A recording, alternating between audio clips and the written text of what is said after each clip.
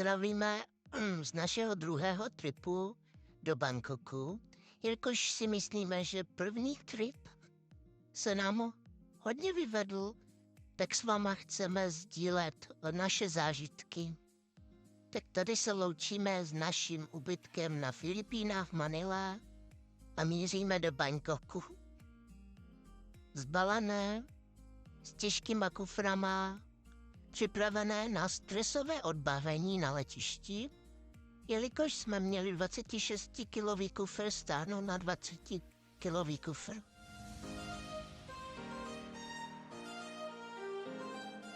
Na letišti jsme strávili takovou pěknou hodinku stání v řadě a stresováním se.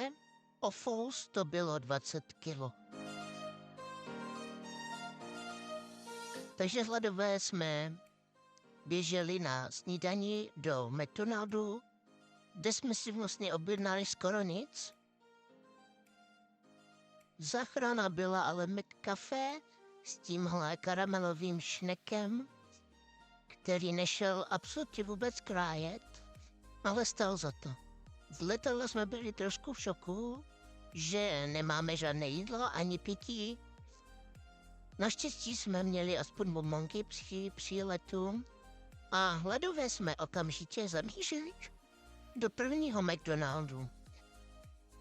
Tady už voláme taxíka, který byl podezřelý už od začátku, když nás přesměroval do jiného patra kvůli policie a poté chtěl naši objednávku zrušit, což jsme také udělali, a tak jsme přišli o možnost platit kartou a po příjezdu do naší destinace nastaly zmatky kvůli nedostatku hotovosti, a tak v situaci, kdy nikdo neuměl anglicky ani ostraha, jsme nabídli taxíkovi dolary.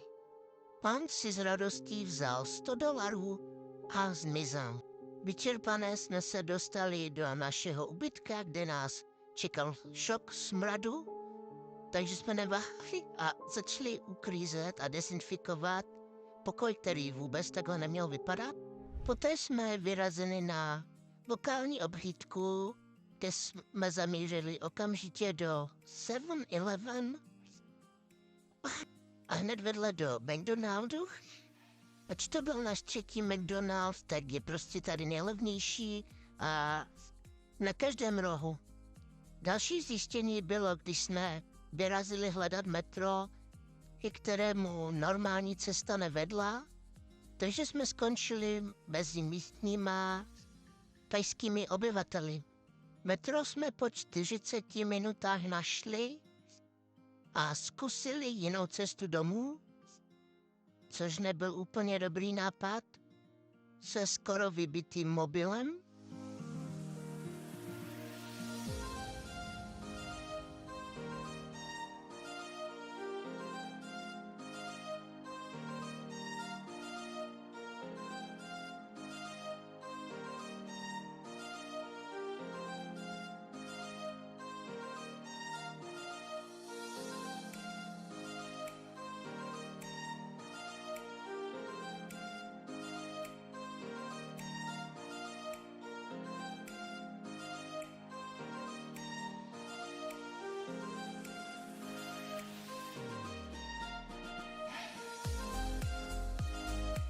Když jsme si mysleli, že dorazíme šťastně domů, tak jsme zjistili, že nemáme heslo od pokoje, protože nám paní majitelka dala špatnou kartičku a správné heslo bylo ve vybitém mobilu. Díky bohu jsme měli druhý nabitý mobil a mohli jsme napsat paní majitelce. Takže jsme konečně mohli končit tenhle den spokojené s jídlem na ubytku.